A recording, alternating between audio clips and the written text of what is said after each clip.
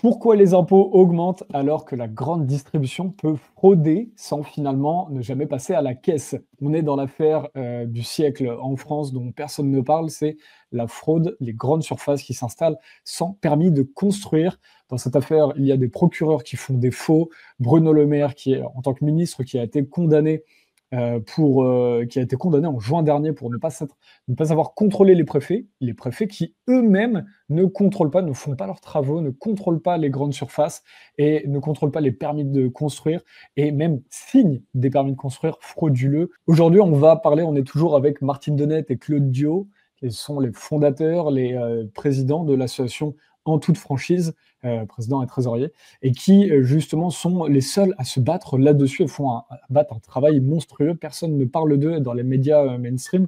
Donc depuis l'émission qu'on a fait avec Morad, eh bien on a quand même avancé puisqu'on avait parlé qu'on avait porté plainte auprès du procureur de Paris sur les délits de la grande distribution. Aujourd'hui, on vient puisqu'on continue nos démarches et aujourd'hui on a saisi l'inspection générale de la justice et à nouveau M. Bayrou, notre Premier ministre. Alors, notre interrogation aujourd'hui, tout le monde le sait, c'est pourquoi ils ne vont pas encaisser les amendes pénales suite aux constructions et aux travaux irréguliers des grandes surfaces. Alors aujourd'hui, on a la réponse, c'est pour ça que on demande encore toujours la participation et le soutien de nos adhérents. Il faut savoir, alors déjà au départ, on ne va pas dire que c'est toutes les grandes surfaces qui sont illégales, hein, parce qu'il y a quand même des surfaces qui sont illégales, mais qui sont légales, pardon. Mais quand elles sont illégales, il est impossible d'obtenir le contrôle des permis de construire. La preuve en est, c'est que quand on a porté plainte contre Carrefour, on a porté plainte justement sur toutes ces constructions irrégulières. Et lorsqu'on a vu le procès-verbal de la direction de la concurrence et de la répression des fraudes, on a vu toutes les négligences qu'ils avaient mis à l'intérieur de ce procès-verbal pour justement ne pas aller sur ces travaux irréguliers. Donc, en 1985, ils obtiennent un permis de construire où là, ils vont déclarer un faux bâtiment, ils vont déclarer un bâtiment fantôme de 10 000 mètres carrés. Alors ça, c'est pareil, là, dans le contrôle de légalité du préfet, c'est le préfet qui a signé le permis de construire frauduleux de 1985. En 1988, c'est le permis de construire refusé de Carrefour pour une raison qu'il ne correspondait pas au règlement du plan d'occupation des sols. Aujourd'hui, c'est le plan local d'urbanisme. Ouais, là, c'est la version soulignée.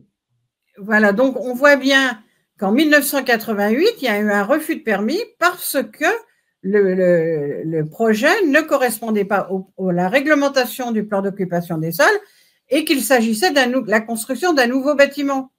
Or, ce permis refusé, on ne le voit pas dans le procès-verbal de la direction de la concurrence et de la répression des fraudes. Alors que le bâtiment était construit, là, en 88. Donc, ils construisent en 1988. Alors, c'est-à-dire qu'en 1985, ils font une fausse déclaration. Ce qui a été présenté en 1985, ce n'est pas celui-ci qui va être réalisé. Ils vont demander un permis de construire modificatif avec de nouvelles surfaces qui va être refusé parce que c'est un nouveau bâtiment qui va être construit. Et lorsque le maire signe le permis de construire refusé, en tant que premier magistrat de la ville, il les laisse construire. Il a laissé construire même. Il a laissé construire le permis de construire en 1988, refusé en toute illégalité. Et le pire, c'est que quand la direction de la concurrence et de la répression des fraudes a fait son procès verbal, Carrefour a dit « mais non, moi je n'ai pas construit en 1988, j'ai construit en 1985 ». Donc là, le problème, c'est pourquoi le procureur n'a pas été contrôlé pour les faits, c'est-à-dire de vérifier à quelle date les travaux ont été construits. Et là, le procureur, bis repetitas, comme la direction de la concurrence et de la répression des fraudes, n'a pas voulu aller sur les constructions irrégulières. Donc aujourd'hui, voilà, aujourd'hui et maintenant, on saisit M. Bayrou parce que toutes ces surfaces illicites, ça a un coût. Si les surfaces illicites, les constructions irrégulières qui amènent des surfaces illicites étaient poursuivies par le tribunal correctionnel, ça serait des amendes de 1 200 à 6 000 euros qui tomberaient dans l'escarcelle de Bercy. Donc aujourd'hui, étant donné que vous avez des millions de mètres carrés qui ont été construits illégalement, avec des permis de construire frauduleux, sans aucune légalité, eh bien, ce sont des milliards qui ne sont pas encaissés par l'État. Quand on dit un bâtiment fantôme, c'est on va déclarer quelque chose qui n'existe pas du tout finalement. Excusez-moi, je ne vous ai pas... Quand vous dites bâtiment fantôme, finalement, c'est un bâtiment qui, on a déclaré quelque chose qui n'existait pas du tout. Voilà, Carrefour a déclaré, parce que comme il savait, enfin, avec la DDE, hein, parce que ça ne s'est pas fait Carrefour tout seul, hein, avec les DDE, quand ils ont réceptionné le dossier, ils ont bien vu qu'ils ne pouvaient pas faire ce projet puisque ça ne correspondait pas au plan d'occupation des sols. Donc, qu'est-ce qu'ils vont faire? Ils vont déclarer qu'ils ont déjà un bâtiment existant. Comme ça, ils n'ont pas à faire cette demande. Ils ont simplement à faire un réaménagement à l'intérieur de la surface de vente.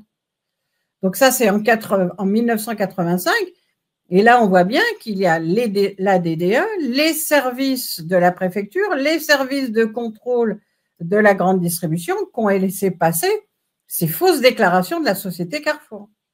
Et alors là, donc aujourd'hui, la nouveauté, c'est que vous saisissez, vous demandez à Bayrou de reprendre cette affaire. Finalement, les choses n'ont pas beaucoup évolué depuis 88. Écoutez, à partir du moment où on n'arrête pas de dénoncer que les contrôles ne sont pas faits. Donc, étant donné qu'on a déposé des plaintes, que les plaintes n'aboutissent pas, parce que comment ça s'appelle? Vous avez les procureurs, quand ils reçoivent les plaintes, ne font pas un bon réquisitoire introductif. C'est-à-dire, au lieu de saisir sur un délit avec pour arriver à des sanctions pénales par le tribunal correctionnel, ils envoient les dossiers devant le tribunal de police. Et le tribunal de police, lui, ne regarde pas les constructions illégales.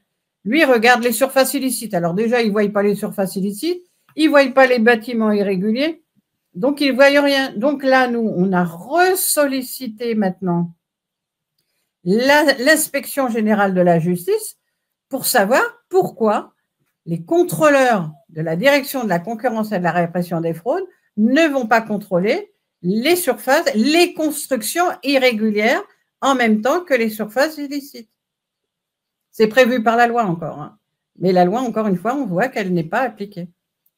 Alors, vous vouliez afficher des documents à l'écran qui attestent… Oui, Claude, pardon. C'est comme M. Leclerc. Lui, il s'assoit sur la loi. Il le dit. Donc, il n'est pas tout seul. Hein. Non, mais d'accord, mais lui le dit. Alors là, donc, dans ce document-là, où l'on voit effectivement, donc sur ce document de 96 de Vitrolles, dessus, on peut aller sur la page 3, on voit, en effet, il convient d'indiquer que le 25 juin 85, une extension de la galerie marchande a été réalisée pour atteindre un total de près de 11 000 mètres carrés. Il n'a pas la preuve là, de ce qu'il dit. Qu'est-ce qu'on en conclut de voir ce document-là? Eh bien, on en conclut, c'est qu'un procureur, quand la grande distribution fait des mensonges, eh bien, le procureur ne va pas vérifier, le juge d'instruction ne vérifie pas. Parce que quand Carrefour dit, en effet, il convient d'indiquer que le 25 juin 85, une extension est réalisée, ben, la moindre des choses, c'était au moins que le procureur ou que le juge d'instruction récupère les permis, parce que nous lui avons communiqué au procureur. On a communiqué au juge d'instruction les éléments prouvant que le 25 juin 1985, les travaux n'étaient pas faits. Eh bien, ils ont préféré refuser d'informer sur nos documents plutôt que de poursuivre Carrefour. Et donc là, finalement, il y a… Oui, Claude, pardon. La DGCRF aussi. Elle aurait pu le faire et contrôler. Elle avait le moyen de contrôler. Et donc, alors, finalement, là, aujourd'hui, on n'a pas tant d'infos croustillantes. Là, qu'est-ce qui vous, là, vous n'avez toujours pas de réponse de la justice, alors aujourd'hui? Ben, le ministre de la Justice ne répond pas. On va attendre Monsieur Béraud. Mais de toute manière, maintenant, ils sont tous comme ça. Personne ne veut prendre le bébé parce que si, avec l'affaire Carrefour-Vitrolles, on dirait, bon, ben, c'est de l'histoire ancienne. Bien que ce n'est pas de l'histoire ancienne, puisque ce sont des infractions continues. Ils sont toujours sans permis de construire régulier et ils sont toujours en exploitation illégale. Donc, c'est toujours une affaire qui court. Mais aujourd'hui, on s'aperçoit que toutes les surfaces qui sont demandées, que ça soit les Lidl, les Grands Frais ou les Aldi ou autres, ben, ils continuent le système de Carrefour. C'est-à-dire, ils déposent une demande de CDA, de la Commission départementale d'aménagement commercial, qui est refusée, mais ils font quand même les travaux tels que le dossier a été refusé.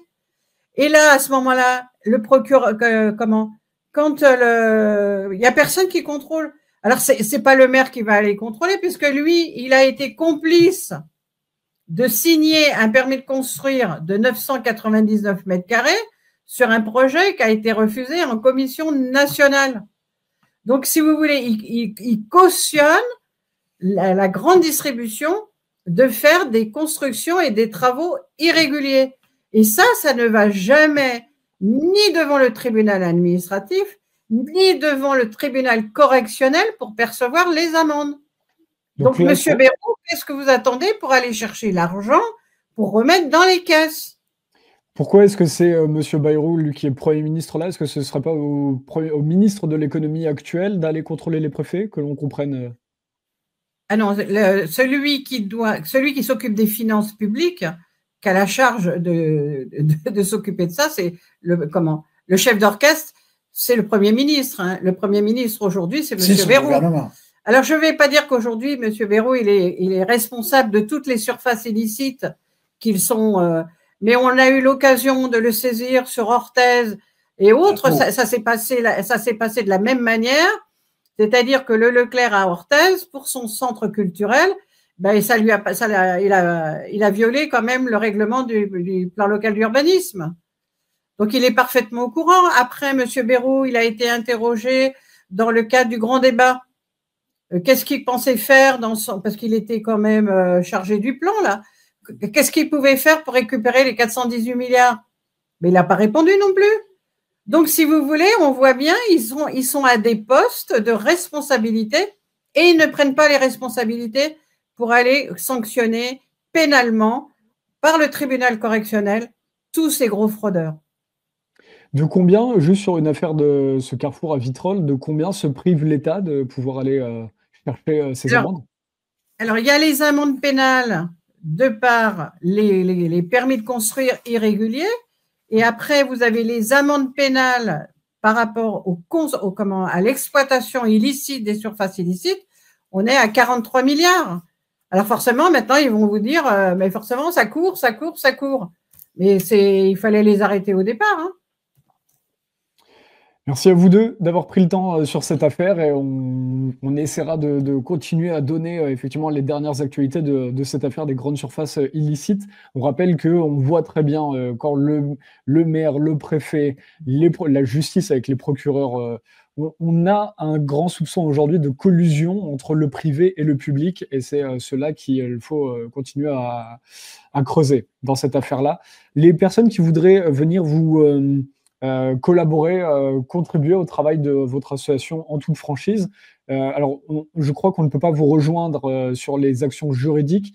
Vous, ce que vous recherchez, ce sont des adhérents. Alors, sur la plainte pénale qu'on a déposée auprès du procureur à Paris, j'ai déjà 2-3 personnes qu'il faut que je donne les coordonnées de la plainte. Ils veulent se joindre à la plainte. Donc aujourd'hui, s'il y a des gens qui connaissent des permis de construire qui ont été délivrés illégalement en violant les plans d'occupation des sols et tout ça, si les citoyens veulent se joindre à notre plainte, c'est volontiers parce que plus on sera à dénoncer ce phénomène. Et je pense qu'il faut quand même que la justice s'empare de ça. Donc, alors, on reviendra vers vous si jamais on a un des ministres qui nous répondent, parce que maintenant, ça commence à faire beaucoup de ministres. Il y a une chose qu'on a omis de parler, c'est la CNAC. Pour ceux à qui ça intéresse, Martine va vous expliquer la responsabilité de la CNAC aujourd'hui. Donc là, on le voit bien qu'ils ne vont pas contrôler les constructions irrégulières. Et en commission nationale, il y a eu une circulaire qui a été faite par Michel Sapin où on l'a interdit de contrôler les constructions irrégulières. De contrôler. Donc, ça veut dire que tout le monde doit cautionner leurs irrégularités. Mais quand on est passé en 2015, je voudrais que tu expliques. Alors, on nous a dit on ne parle pas du passé. Voilà. Hein. Voilà. Voilà. Et donc, Carrefour a été condamné à 500… Non, il n'a pas été condamné, puisqu'il a été condamné qu'à simplement une infraction pour les surfaces illicites. Et à ce moment-là, Sarkozy a tout de suite fait comment ça s'appelle, une loi d'amnistie. C'est-à-dire qu'ils ont amnistié toutes les contraventions. Ce qui fait qu'il a jamais été poursuivi pour aucun mètre carré.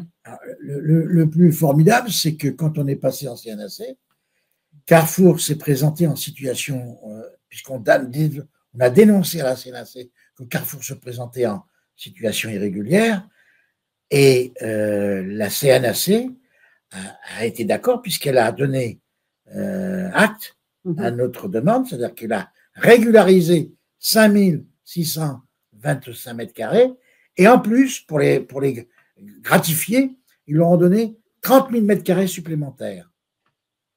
D'accord? Voilà, mesdames, messieurs.